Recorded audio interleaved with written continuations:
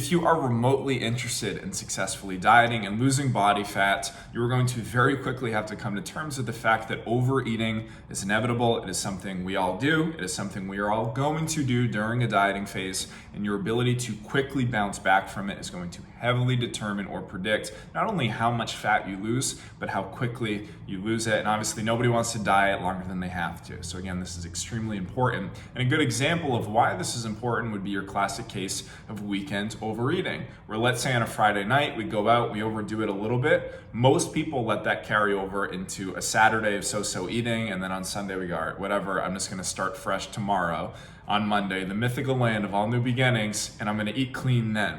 But the problem is Friday night through Sunday night is quite literally 1/3 of your week. And that's one common example of overeating. This also exists earlier in the week in many cases. So you can see how not having a quick turnaround time between initial slip up and getting back to your usual plan can hold us back from not only losing fat consistently, but in many cases, losing fat at all.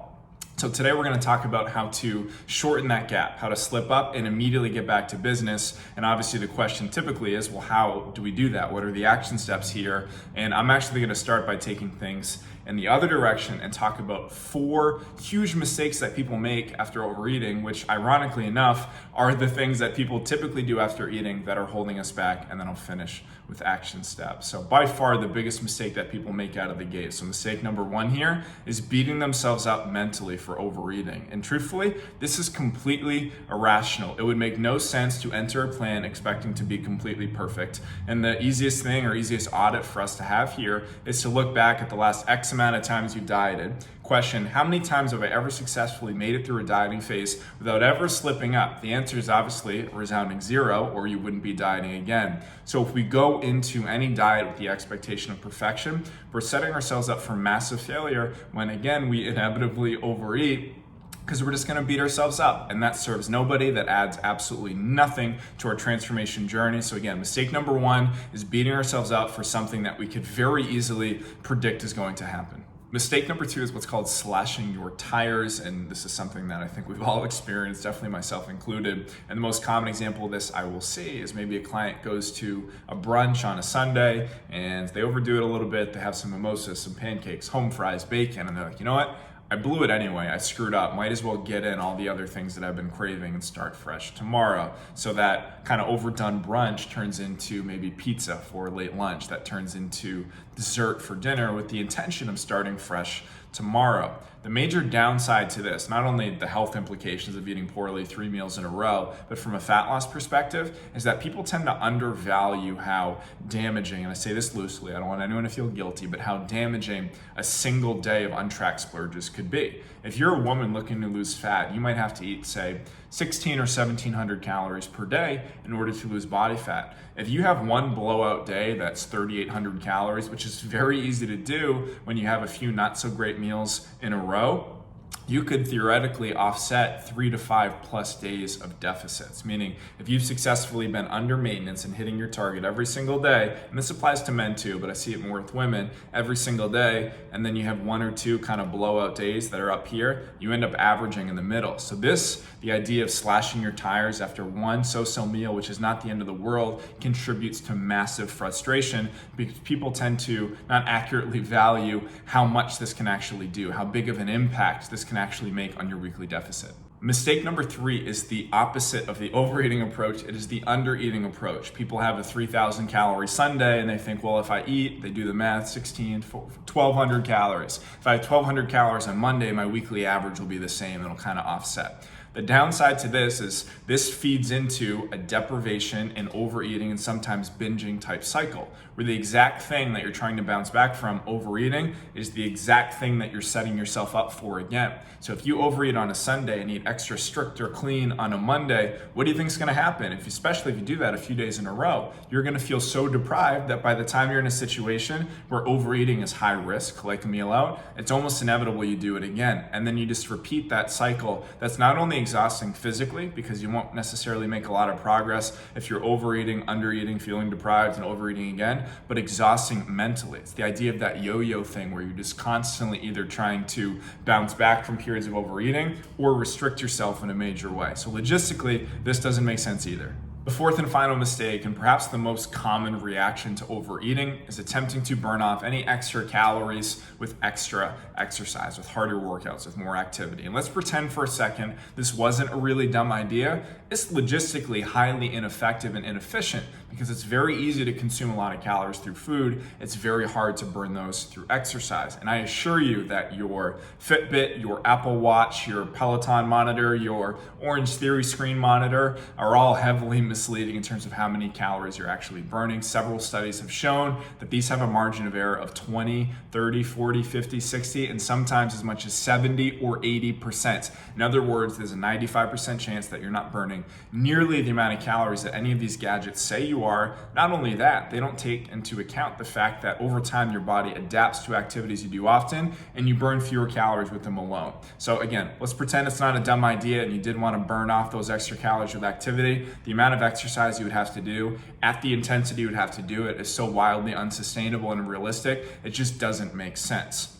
Now, from a non-logistical or non-numerical standpoint, if you were trying to work off calories burned with activity every single time you overeat, you are developing a bad relationship with exercise, where it becomes punishment-based, where you'll never be able to be fully present enjoying a meal, say on a date with your partner and you're getting ice cream. In the back of your mind, you're like, okay, 400 calories of this ice cream is 38 minutes on a treadmill or something like that. So it creates a not so great, to say the least, relationship with exercise and food indirectly. So it is absolutely something we want to avoid. Now that we've talked about what not to do after overeating, the question becomes, well, what do I do instead? Because you literally listed every single thing that I typically do after overeating, Sam, so give me the real action steps. Well, if this is where you're at, I have you covered with 3 very clear, specific steps that you can take to shorten that gap between the initial slip up, the period of overeating, and getting back to business, because again, the most successful dieters don't waste any time getting right back to business. Now, the first action step for you is to literally do the opposite of the first mistake, which is to beat yourself up. So I want to make this actionable because just telling you to forgive yourself is a little ambiguous and not quite specific enough for me. So I want to throw a fact at you that I think you'll find very interesting, and that is that a pound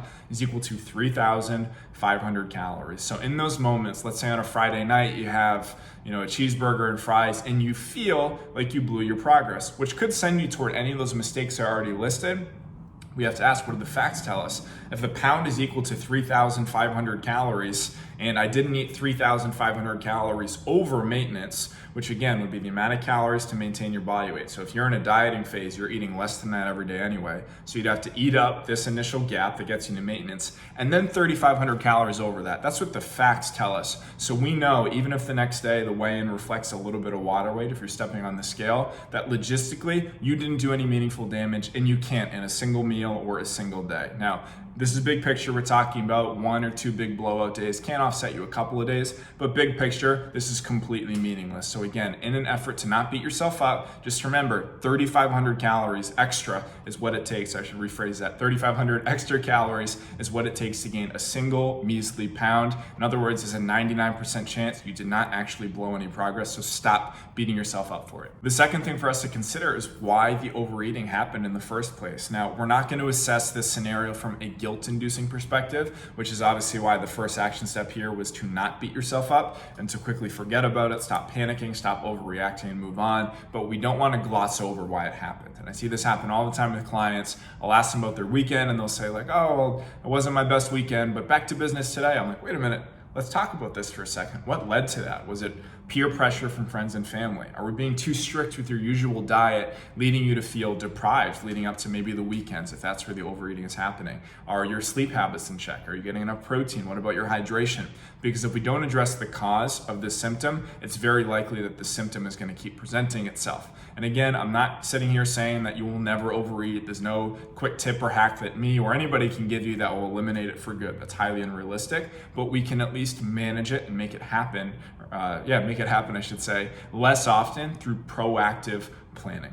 The final thing for you to do is just to get back to your usual plan, which I know sounds straightforward. It's not like a sexy subject to be like, just do the usual, but the opposite, only doing all or nothing over and over and over again, is going to cause you to break even or regress every time. The most successful dieters aren't perfect all of the time. They're mostly solid most of the time. Now, the one caveat that I will add here to this action step of just getting back to your usual plan is to, during step 2, assessing why the overeating happened, make sure that your usual plan isn't too restrictive. Because if I'm telling you here to get back to your usual plan, but your usual plan cuts out all carbs or sugars or alcohol, and those things aren't sustainable for you, you're just setting yourself up to overeat again. So again, make sure during step 2, before step 3, which is getting back to your usual plan, you assess why the overeating is happening. And if it's coming from a place of deprivation, modify your plan slightly, make it more moderate, and then get to step 3, which again is getting back to your usual plan. I can't stress enough, the most successful dieters are not perfect all the time.